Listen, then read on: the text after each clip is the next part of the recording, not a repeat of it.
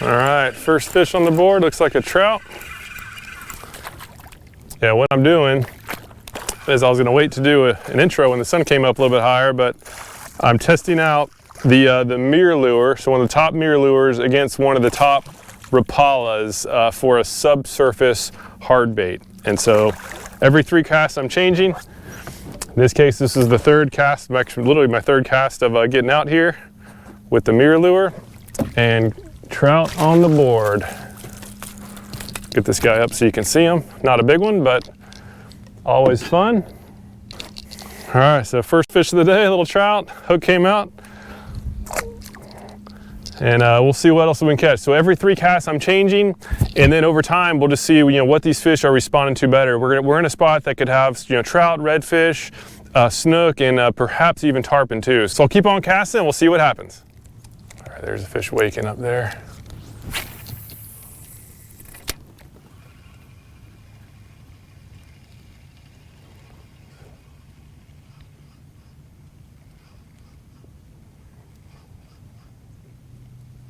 Oh man, I just got bumped.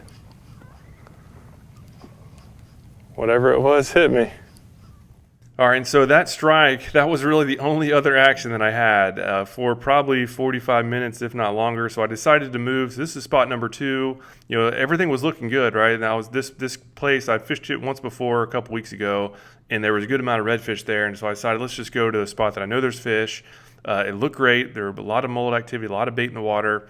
And I just still wasn't catching anything. So I decided at this point, let's just scrap this whole lure test and let's go back to the paddle tail. Let's go back to what I really like, one of my favorite lures. And so here's the entire footage. So I believe it was cast number 3. And this is an area that I just covered really hard with those hard baits. So cast number 3, I cast it up there again. And this is, I had multiple casts with those hard baits. And in the 3rd cast, I was just doing a basic retrieve, reeling the paddle tail just over the grass, and game on. It's a solid fish. That's funny, I literally sat here and threw both the SubWalk and the MirrOlure, and didn't catch anything.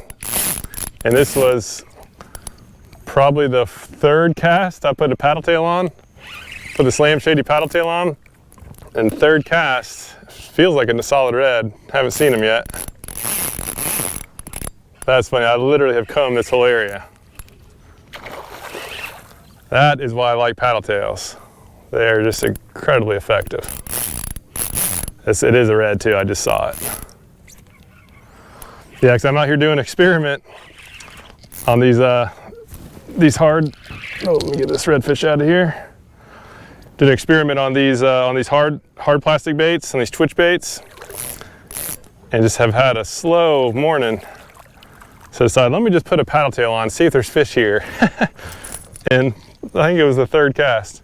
Nice fish there. Yeah, I'm actually testing out this new jig head that they came out with. It's a weedless jig head, and so far I'm happy with it. 3 casts in, game on. Yeah, so what this is a jig head with the worm hook attached to it. Pretty cool. And so you obviously rig it up, basically like bass fishing. Rig it up, make sure the part is up there. So now we have a jig, a weedless jig. So you can see the hook is underneath this thing. So as soon as a bite happens, it comes out and hooks the fish. Otherwise, it'll go straight through the weeds. Pretty cool. And so yeah, looking at the footage, this was just under 5 minutes later. I just continued fishing those areas. There's a lot of mullet there, so I was going real slow. And this is basically just a shallow flat with some sand and grass. There we are. So we have here, just kept fishing the outside here. Looks like it's another red. Smaller one. Yeah, little red. Oh, I just got off. just got off. A little redfish and this paddle tail. It is surprising how effective these lures are.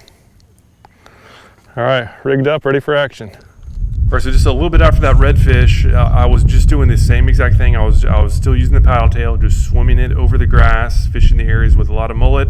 And something really cool happens here, and I'm super bummed that my audio stopped working. So there's the hook set.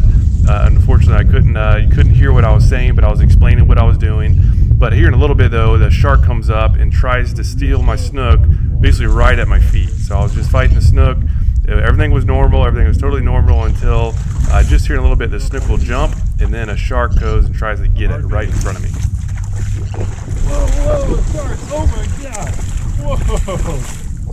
Oh my gosh! That was like a 7-foot bull shark. Just came up and about crushed the snook. Let me go ahead and net this guy. That shark that get me. Wow, that was insane. I wish I had my head cam on for that one. Oh my gosh. All right, so here's that snook. Very lucky, unlucky, but very lucky snook. That shark was right on him. I don't see a mark, so it totally missed. That was pretty crazy. So anyhow, we'll let this guy go. I don't see that shark around.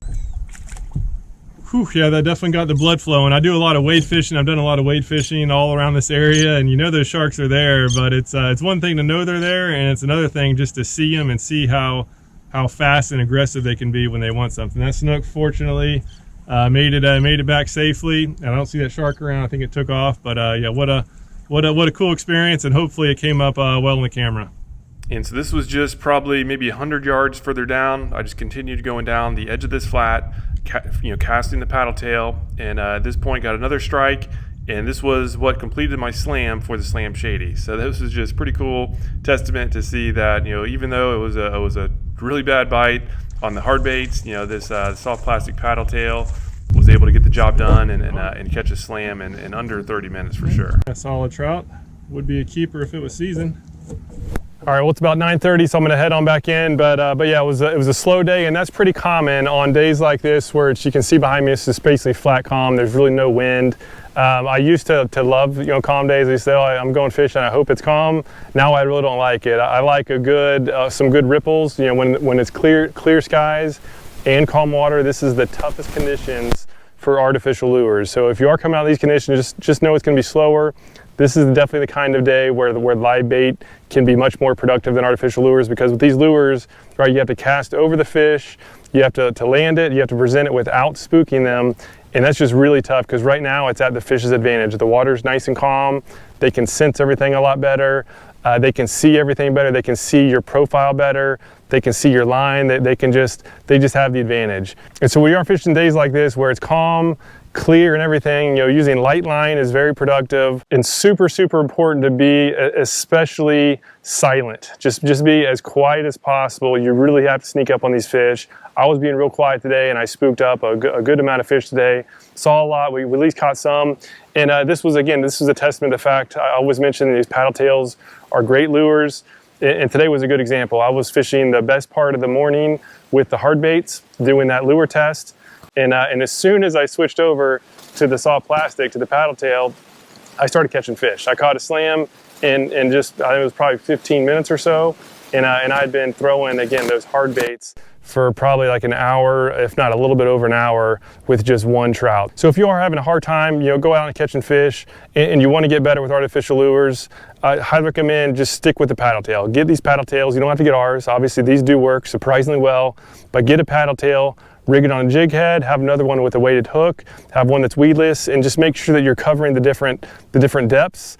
And it's shocking how effective these can be. And so I put a lesson together for those who bought the Slam Shadies, and I'll put a link to it down below in case you wanna see that. It covers the details on rigging, on retrieving, and on size selection, the 3 essentials with soft plastics. And if you do those properly, it is really hard to beat. In my opinion, it is by far the best type of lure to use. So I can't stress enough the importance of checking out those lessons if you haven't already done so. So yeah, that's it for now. See you again soon.